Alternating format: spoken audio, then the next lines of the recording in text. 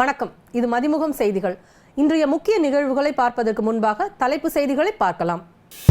மாவட்டங்களின் வளர்ச்சி வேளாண் சார்ந்து மட்டுமின்றி தொழில் சார்ந்ததாகவும் இருக்க வேண்டும். மாவட்டங்களின் வளர்ச்சி குறித்த ஆலோசனை கூட்டத்தில் முதலமைச்சர் மு.க. ஸ்டாலின் அறிவுறுத்தல். நிலவில் ரோவரின் நகர்வு குறித்து புதிய வீடியோவை வெளியிட்டது இஸ்ரோ. சூரியனை ஆய்வு செய்ய ஆதித்யா L1 தயார் செய்யும் பணிகள் தீவிரம். மதுரை ரயில் தீ விபத்து தொடர்பாக தனியார் சுற்றுலா நிறுவனம் மீது வழக்கு பதிவு. உயிரிழந்தவர்களின் குடும்பத்தினருக்கு முதலமைச்சர் மு.க. ஸ்டாலின், வைகோ உள்ளிட்ட தலைவர்கள் ஆறுதல். காவிரி நதிநீர் பிரச்சனையை தமிழகம் சட்டப்படி எதிர்கொள்ளும்.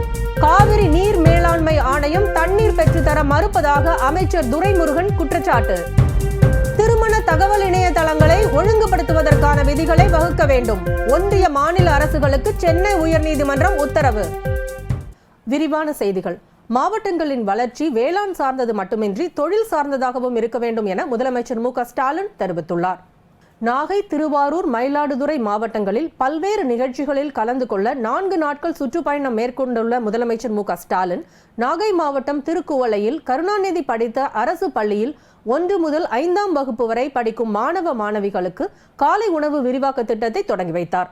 அதைத் தொடர்ந்து 3ஆம் நாளான இன்று காலை நாகை மாவட்ட ஆட்சியர் அலுவலகத்தில் கள ஆய்வில் முதலமைச்சர் என்ற திட்டத்தின் கீழ் தஞ்சை, திருவாரூர், நாகை, மயிலாடுதுறை ஆகிய 4 மாவட்ட ஆட்சியர் மற்றும் அதிகாரிகளுடன் முதலமைச்சர் மு.க. ஸ்டாலின் ஆலோசனை மேற்கொண்டார். அப்போது பேசிய முதலமைச்சர் மு.க. ஸ்டாலின் வேளாண் பொருட்கள் உற்பத்தியை பெருக்க உடனடி முயற்சிகள் தேவை என வலியுறுத்தினார். தென்னை மரங்களின் பரப்பை அதிகரிக்க உரிய நடவடிக்கை எடுக்க வேண்டும் என்றும் அரசு திட்டங்கள் சிறப்பாக செயல்படுத்தப்பட வேண்டும் எனவும் முதலமைச்சர் குறிப்பிட்டார்.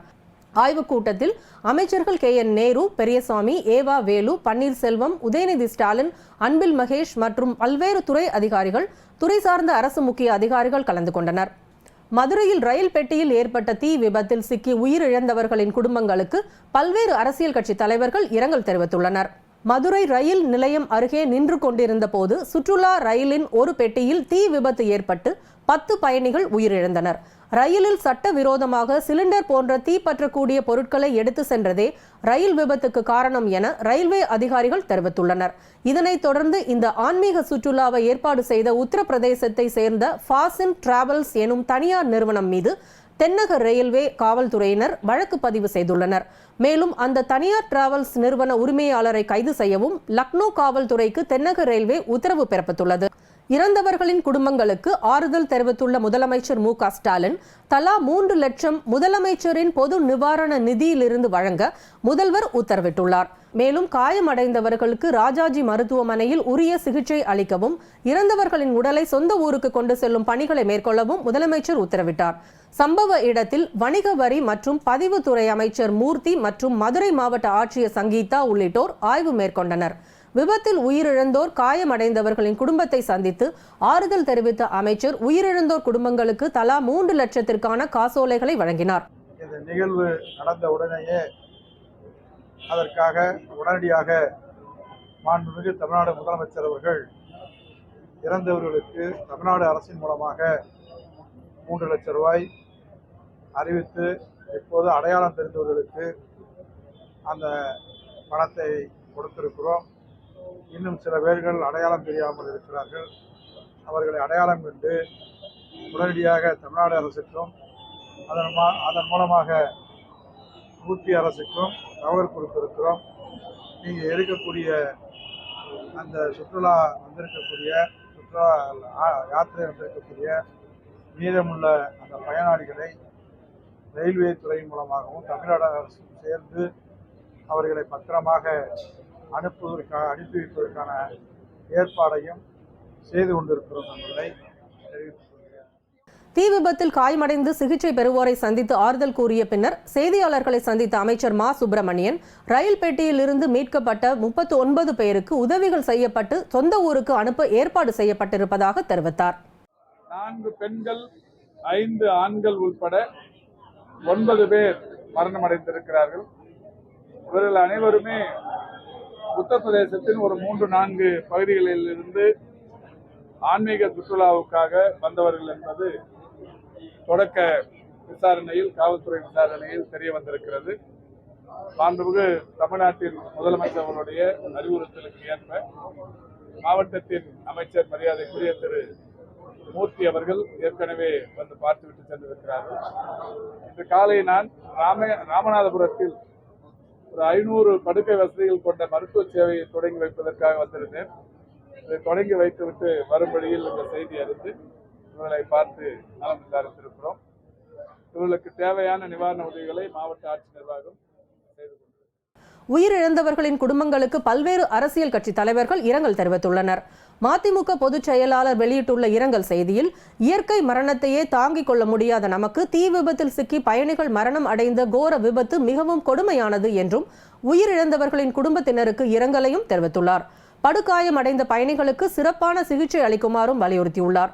மதுரை ரயில் விபத்தில் உயிரிழந்தவர்களின் குடும்பத்திற்கு ஒன்றிய உள்துறை அமைச்சர் அமித்ஷா, ஆளுநர் RN ரவி, அதிமுக பொதுச் செயலாளர் எடப்பாடி பழனிசாமி, அமைச்சர் உதயநிதி ஸ்டாலின், திமுக MP கனிமொழி, பாஜக தலைவர் அண்ணாமலை, பாமக நிறுவனர் ராமதாஸ் உள்ளிட்டோர் இரங்கல் தெரிவித்துள்ளனர்.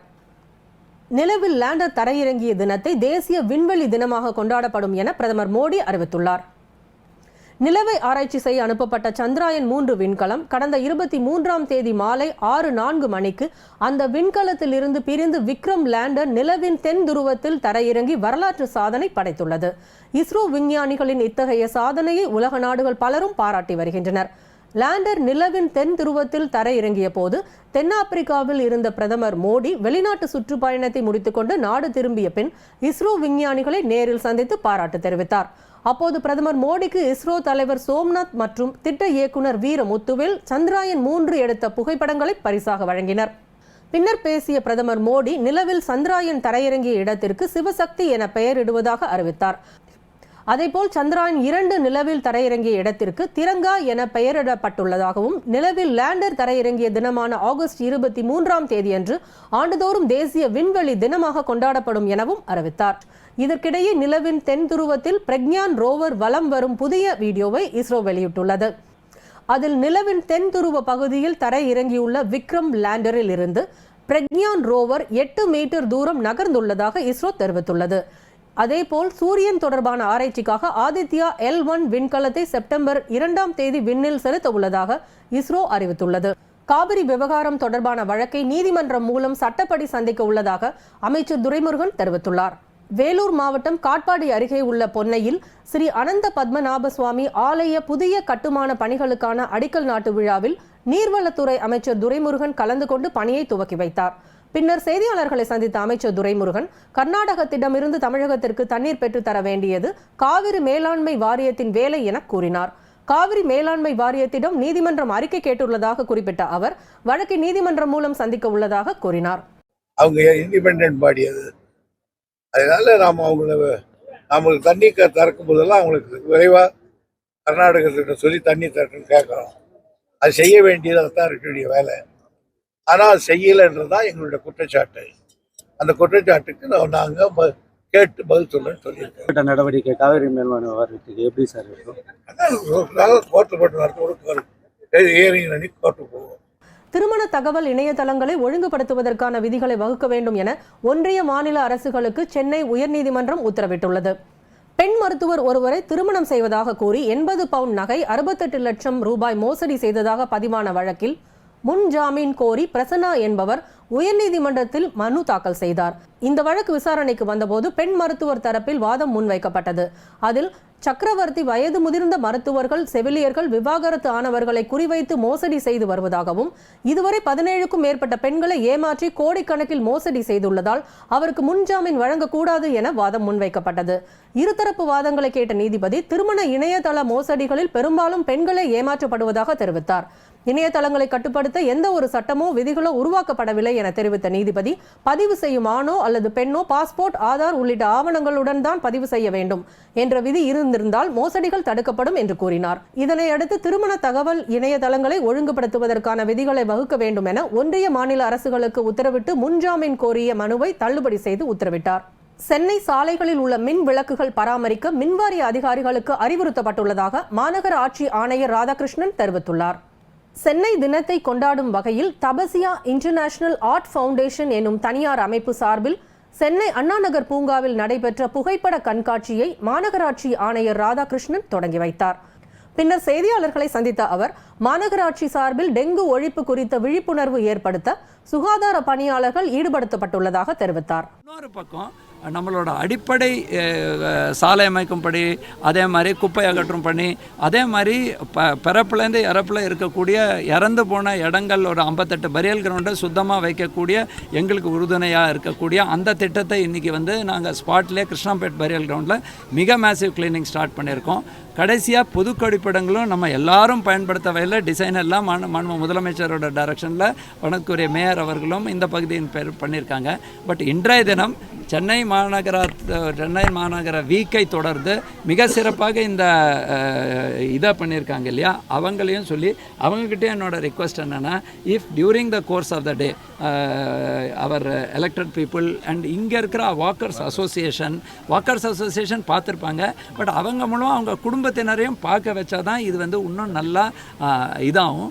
இது அவங்களுக்கு ஒரு வாய்ப்புங்க. இந்த மாதிரி ஆர்டிஸ்ட்டுக்குள்ளேயே புகஞ்சு எடுக்கிறதோ அவங்க வீட்டுக்குள்ளேயே இருக்கிறதோ மக்கள் கொண்டு போகிறது நம்மளோட கடமை. பத்திரிகை மற்றும் தொலைக்காட்சித்துறை நண்பர்கள் மிக அதிகமாக வந்திருக்கேங்க.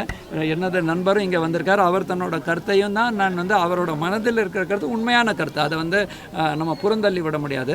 எப்போவுமே நம்ம ஏரியா சபா இவங்க எல்லாரையும் இன்வால்வ் பண்ண இன்னும் முத்தாய்ப்பாக இருக்கும். அதுதான் என்னோட இது. நன்றி, வணக்கம். நீட் தேர்வுக்கு எதிரான நடவடிக்கை தொடரும் என திமுகவின் பொருளாளரும் நாடாளுமன்ற உறுப்பினருமான TR பாலு தெரிவித்துள்ளார். தமிழ் தென்றல் திருவி கல்யாண சுந்தரனாரின் 140வது பிறந்தநாள் விழாவை ஒட்டி போரூரை அடுத்த துண்டலம் பகுதியில் உள்ள அவரது இல்லத்தில் அமைக்கப்பட்டுள்ள உருவ சிலைக்கு திமுக MP TR பாலு மரியாதை செலுத்தினார். இந்த நிகழ்வில் மதுரவாயில் MLA காரம்பாக்கம் கணபதி, சென்னை மாநகராட்சி மேயர் பிரியா உள்ளிட்டோர் கலந்து கொண்டு திருவிகாவுக்கு மரியாதை செலுத்தினர்.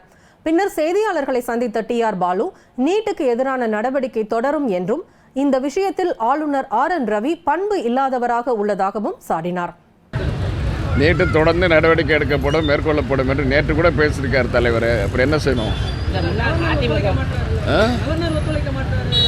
கவர்னர் ஒத்துழைக்கணும். அவர் அப்படிதான், அவருடைய பண்பு அவ்வளோதான். அதுக்கு மேலே என்ன சொல்ல முடியும்? திமுக இளைஞர் அணியின் 2வது மாநில மாநாடு டிசம்பர் 17ஆம் தேதி சேலத்தில் நடைபெறும் என அறிவிக்கப்பட்டுள்ளது. திமுக இளைஞர் அணியின் 1வது மாநாடு கடந்த ஜூலை மாதம் 29ஆம் தேதி சென்னை அண்ணா அறிவாலயத்தில் பிரம்மாண்டமாக நடைபெற்றது. இதில் புதிதாக நியமிக்கப்பட்ட மாவட்ட, மாநில, மாநகர அமைப்பாளர்கள், துணை அமைப்பாளர்களின் அறிமுக கூட்டம் நடத்தப்பட்டது. 13 தீர்மானங்கள் இந்த மாநாட்டில் நிறைவேற்றப்பட்ட நிலையில் அப்போதே டிசம்பர் மாதம் 2ஆம் மாநில மாநாடு நடத்தப்படும் என்று அமைச்சர் உதயநிதி அறிவித்திருந்தார். இந்நிலையில் 2வது மாநில மாநாட்டிற்காக இளைஞர் அணி துணை செயலாளர்கள் ஒன்றிணைந்து 51 லட்சத்திற்கான காசோலையையும் அமைச்சர் உதயநிதியிடம் அப்போதே வழங்கியிருந்தனர். இதனை அடுத்து 2வது மாநில மாநாடு டிசம்பர் 17ஆம் தேதி சேலத்தில் நடைபெறும் என தெரிவிக்கப்பட்டுள்ளது. டெல்லியில் G20 மாநாடு நடைபெற உள்ள நாட்களில் உச்சநீதிமன்றத்துக்கு விடுமுறை அறிவிக்கப்பட்டுள்ளது. 2023ஆம் ஆண்டு நடைபெற உள்ள G20 மாநாட்டை இந்தியா தலைமை தாங்கி நடத்த உள்ளது. செப்டம்பர் மாதம் G20 மாநாடு நடைபெற உள்ள நிலையில் அதற்கு முன்பாக வெளியுறவுத்துறை, பாதுகாப்புத்துறை, சுகாதாரத்துறை என 32 துறைகள் தொடர்பான 200 கூட்டங்களை இந்தியாவின் அனைத்து மாநிலங்களிலும் ஒன்றிய அரசு நடத்தி வருகிறது. தொடர்ந்து G20 மாநாட்டின் உச்சி மாநாடு டெல்லியில் பிரகதி மைதானத்தில் வரும் செப்டம்பர் 9 மற்றும் 10ஆம் தேதிகளில் நடைபெற உள்ளது. இந்நிலையில் G20 மாநாட்டில் பங்கேற்பதற்காக அமெரிக்க அதிபர் ஜோ பைடன் உள்ளிட்ட பல்வேறு நாட்டின் அதிபர்களும் இந்தியா வருகை தர உள்ளனர். மிகுந்த பாதுகாப்புடன் நடத்தப்படும் இந்த மாநாட்டை முன்னிட்டு உச்ச நீதிமன்றத்திற்கு வரும் செப்டம்பர் 8, 9 ஆகிய தேதிகளில் விடுமுறை அறிவிக்கப்பட்டுள்ளதாக தலைமை நீதிபதி TY சந்திரசூட் தெரிவித்துள்ளார். திருப்பத்தூர் மாவட்டம் வாணியம்பாடி அருகே கட்டிட மேஸ்திரி மரத்தில் தூக்கிட்டு தற்கொலை செய்து கொண்ட சம்பவம் குறித்து காவல்துறையினர் விசாரணை மேற்கொண்டு வருகின்றனர். திருப்பத்தூர் மாவட்டம் வாணியம்பாடி அடுத்த கிரிசமுத்திரம் பகுதியை சேர்ந்தவர் கட்டிட மேஸ்திரி பிரகாசம். இவருக்கு மகேஸ்வரி என்ற மனைவியும் ரஞ்சித், வெங்கடேசன், கௌதம் என்ற 3 மகன்கள் உள்ளனர். கடந்த 1 வருட காலமாக சிறுநீரக நோயால் பாதிக்கப்பட்டு வந்துள்ளார். இந்நிலையில் காலை வீட்டிலிருந்து வெளியே சென்றவர் வீடு திரும்பாததால் இவரின் குடும்பத்தார் பல இடங்களில் தேடி வந்த நிலையில் அதே பகுதியில் உள்ள வேப்ப மரத்தில் பிரகாசம் தூக்கிட்டு தொங்கியபடி சடலமாக இருந்துள்ளார்.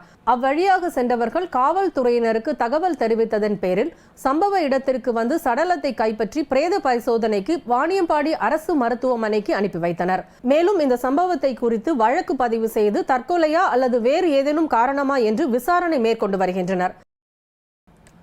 ஆளுநர் RN ரவியை வெளியேற்ற கோரி சென்னை சைதாப்பேட்டையில் தமிழ் தேச மக்கள் முன்னணி சார்பில் முற்றுகை போராட்டம் நடைபெற்றது. போராட்டத்தில் தமிழ் தேச மக்கள் முன்னணி தலைவர் மீ.த. பாண்டியன், தமிழ்நாடு கம்யூனிஸ்ட் கட்சி பொதுச் செயலாளர் பாலன், விடுதலை சிறுத்தைகள் கட்சி பொதுச் செயலாளர் வன்னி அரசு உள்ளிட்ட பல்வேறு அமைப்புகளை சேர்ந்தவர்கள் கலந்து கொண்டு கண்டன உரை நிகழ்த்தினர். தமிழ்நாட்டின் எந்த இடத்திற்கு ஆளுநர் போனாலும் அவருக்கு எதிராக முழக்கங்கள் எழுப்பப்படும் எனவும் எச்சரிக்கை விடுத்துள்ளனர். இதெல்லாம் பாரத் மாதா கி ஜெய் என்கின்ற முழக்கம் இன்றைக்கு அருவருப்பான முழக்கமாக இன்றைக்கு மாறிக்கொண்டிருக்கிறது. அதனுடைய பின்னணியாகத்தான் இன்றைக்கு ஆளுநர் ரவி போன்றவர்கள் இந்த அரசியலமைப்பு சட்டத்துக்கு எதிராக இந்து ராஷ்டிரத்தை அமைப்பதற்காக, தேசிய இனங்களுடைய அடையாளங்களை அழித்தொழிப்பதற்காக அவர்கள் இந்த முயற்சி செய்து வருகிறார்கள். இன்றைக்கு இந்த போராட்டம் ஏதோ போகிற போக்கில் அல்லது ஒரு அடையாள போராட்டம் அல்ல. இந்த போராட்டம் தான் இருக்கின்ற அமைப்புகள் தான் தமிழ்நாட்டுடைய அரசியலை நிர்ணயிக்கக்கூடிய இயக்கங்கள், அமைப்புகள், போராளிகள், தலைவர்கள். அப்படிப்பட்ட இந்த போராட்டம் வெல்ல வேண்டும். ஆளுநரே, நீ வெளியேறும் வரை தமிழ்நாட்டுடைய குரல் வெளியேறு வெளியேறு என்று ஒலித்துக் கொண்டே இருக்கும். சென்னை அண்ணா சாலையில் உள்ள ஸ்பென்சர் சிக்னல் அருகே போக்குவரத்து விழிப்புணர்வு நிகழ்ச்சி நடைபெற்றது. இதில் சென்னை பெருநகர காவல் ஆணையர் சந்தீப் ராய் ரத்தோர், சென்னை போக்குவரத்து கூடுதல் ஆணையர் சுதாகர் ஆகியோர் கலந்து போக்குவரத்து விழிப்புணர்வு ஏற்படுத்தினர். அதனைத் தொடர்ந்து வாகன ஓட்டிகளுக்கு தலைக்கவசம் வழங்கும் நிகழ்வு நடைபெற்றது. பல்வேறு மாவட்டங்களில் நடைபெற்ற தகவல்களை களத்தில் மதிமுகம் பகுதியில் பார்க்கலாம்.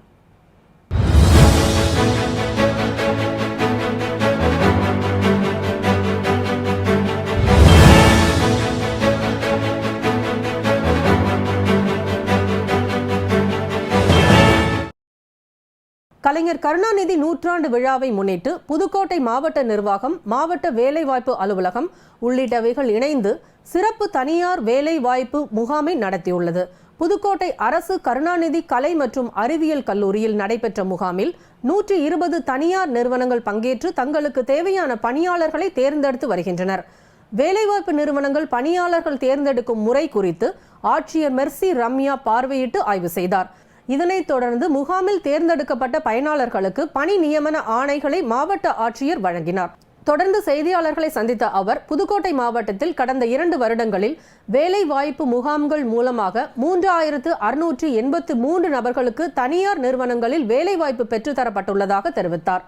டாக்டர் கலைஞர் அவர்களின் நூற்றாண்டு விழாவை முன்னிட்டு இன்றைக்கு சிறப்பு தனியார் துறை வேலைவாய்ப்பு முகாம் மற்றும் இளைஞர் திறன் திருவிழா நடந்திருக்கு. இதில் 128 எம்ப்ளாயர்ஸ் வந்திருக்காங்க. 150 பேர் நாங்கள் அழைச்சிருந்தோம். அதில் இப்போ 200 பேர் மார்னிங்லேருந்து இப்போ வரைக்கும் பிளேஸ்மெண்ட் ஆகியிருக்காங்க. இது போக இன்னும் தொடர்ந்து நடந்துட்டு வரும்.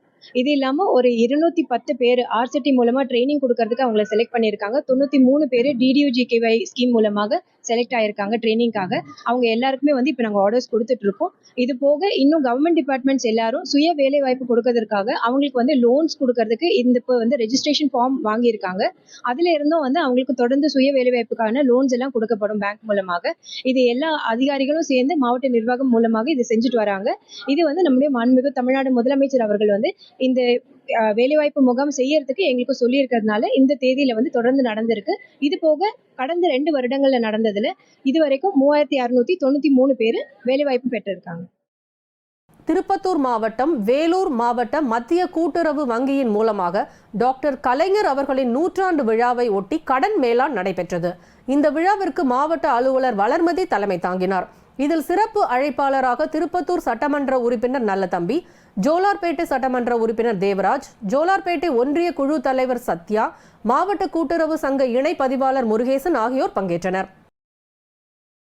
சேலம் மாவட்டம் ஆத்தூர் கடைவீதி பகுதியில் அமைந்துள்ள மாவட்ட சிறைசாலையின் உள்ளே சாராய ஊழல் கண்டெடுக்கப்பட்ட விவகாரம் பெரும் அதிர்வலையை ஏற்படுத்தியதை தொடர்ந்து எதிரொலியாக சிறை கைதிகளை கண்காணிக்கும் விதமாக ஆத்தூர் மாவட்ட சிறைசாலை பகுதிகளில் 5 இடங்களில் சிசிடிவி கேமராக்கள் வைத்து கண்காணிப்பு பணியில் ஈடுபட்டு வருகின்றனர். சிறை வளாகத்தில் குற்ற சம்பவங்கள் நடைபெறாமல் இருக்க சிறை கைதிகளின் நடவடிக்கைகளை கண்காணிக்கவும் சிசிடிவி கேமராக்கள் அமைக்கப்பட்டிருப்பதாக சிறைத்துறை அதிகாரிகள் தெரிவித்துள்ளனர்.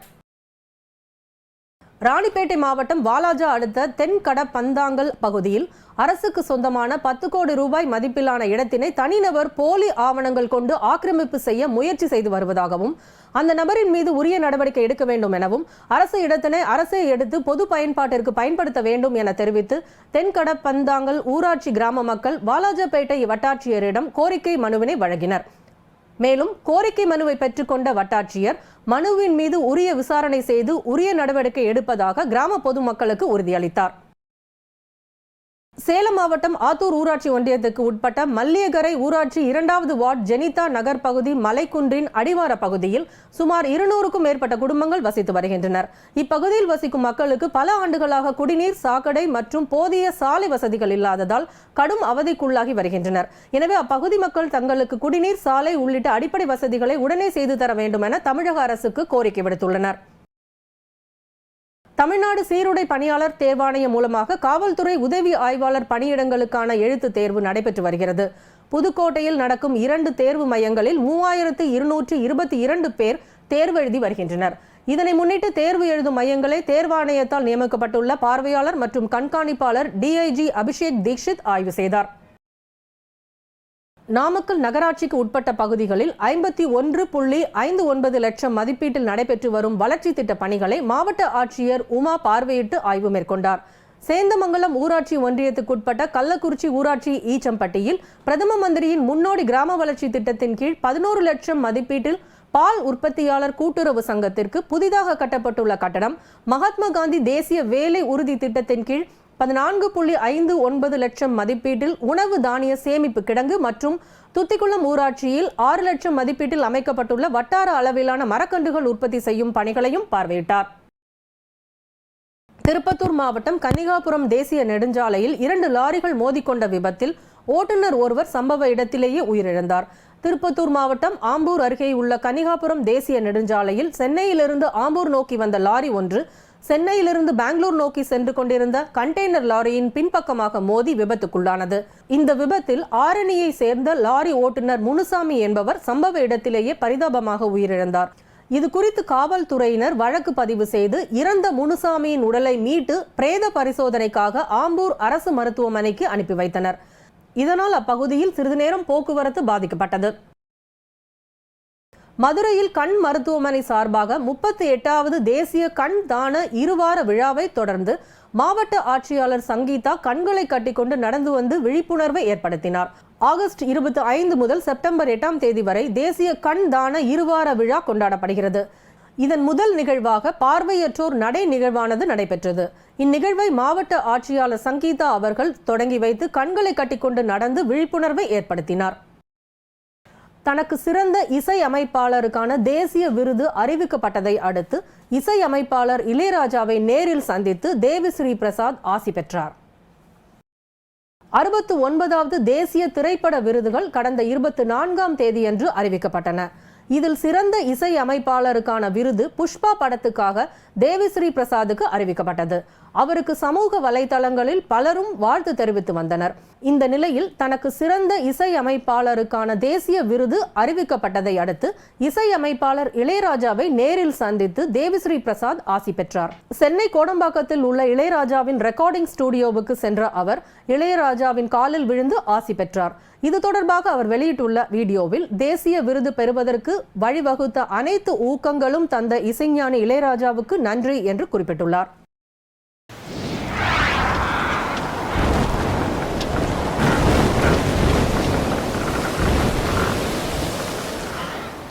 தமிழகத்தில் நாளை 10 மாவட்டங்களுக்கு கனமழை பெய்யும் என சென்னை வானிலை ஆய்வு மையம் எச்சரிக்கை விடுத்துள்ளது.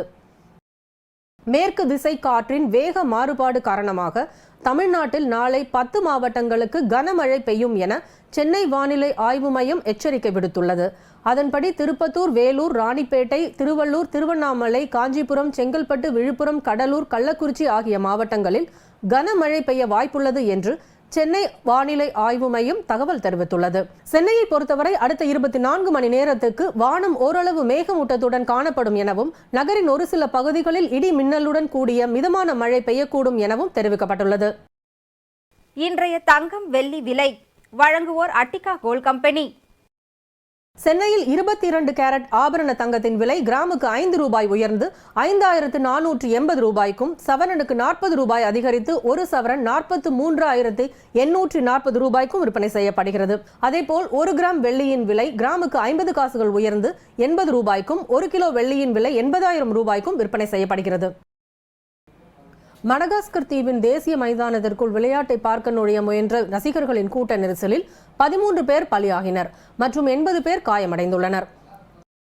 இந்திய பெருங்கடல் தீவு விளையாட்டுப் போட்டிகளின் தொடக்க விழாவிற்காக மடகாஸ்கர் தீவின் தேசிய மைதானத்திற்குள் விளையாட்டை பார்க்க நுழைய முயன்ற ரசிகர்களின் கூட்ட நெரிசலில் 12 பேர் பலியாகினர் மற்றும் 80 பேர் காயமடைந்துள்ளனர். மேலும் காயமடைந்தவர்களில் 11 பேரின் நிலை கவலைக்கிடமாக இருப்பதாக கூறப்படுகிறது. இந்த கூட்ட நெரிசலுக்கு என்ன காரணம் என்பது தெரியவில்லை. ஆனால் 2019 மகா மசீனா மைதானத்தில் இதே போன்ற சம்பவத்தில் 15 பேர் உயிரிழந்தனர் என்பது குறிப்பிடத்தக்கது. மீண்டும் தலைப்புச் செய்திகள். மாவட்டங்களின் வளர்ச்சி வேளாண் சார்ந்து மட்டுமின்றி தொழில் சார்ந்ததாகவும் இருக்க வேண்டும். மாவட்டங்களின் வளர்ச்சி குறித்த ஆலோசனை கூட்டத்தில் முதலமைச்சர் மு.க. ஸ்டாலின் அறிவுறுத்தல். நிலவில் ரோவரின் நகர்வு குறித்து புதிய வீடியோவை வெளியிட்டது இஸ்ரோ. சூரியனை ஆய்வு செய்ய ஆதித்யா L1 தயார் செய்யும் பணிகள் தீவிரம். மதுரை ரயில் தீ விபத்து தொடர்பாக தனியார் சுற்றுலா நிறுவனம் மீது வழக்கு பதிவு. உயிரிழந்தவர்களின் குடும்பத்தினருக்கு முதலமைச்சர் மு.க. ஸ்டாலின், வைகோ உள்ளிட்ட தலைவர்கள் ஆறுதல். காவிரி நதிநீர் பிரச்சனையை தமிழகம் சட்டப்படி எதிர்கொள்ளும். காவிரி நீர் மேலாண்மை ஆணையம் தண்ணீர் பெற்றுத்தர மறுப்பதாக அமைச்சர் துரைமுருகன் குற்றச்சாட்டு. திருமண தகவல் இணையதளங்களை ஒழுங்குபடுத்துவதற்கான விதிகளை வகுக்க வேண்டும். ஒன்றிய மாநில அரசுகளுக்கு சென்னை உயர்நீதிமன்றம் உத்தரவு. இத்துடன் செய்திகள் நிறைவடைந்தன. மீண்டும் செய்திகள் இரவு 10 மணிக்கு. மேலும் செய்திகளை தெரிந்து கொள்ள மதிமுகம் பிரைம் யூடியூப் தளத்தில் இணைந்திருங்கள்.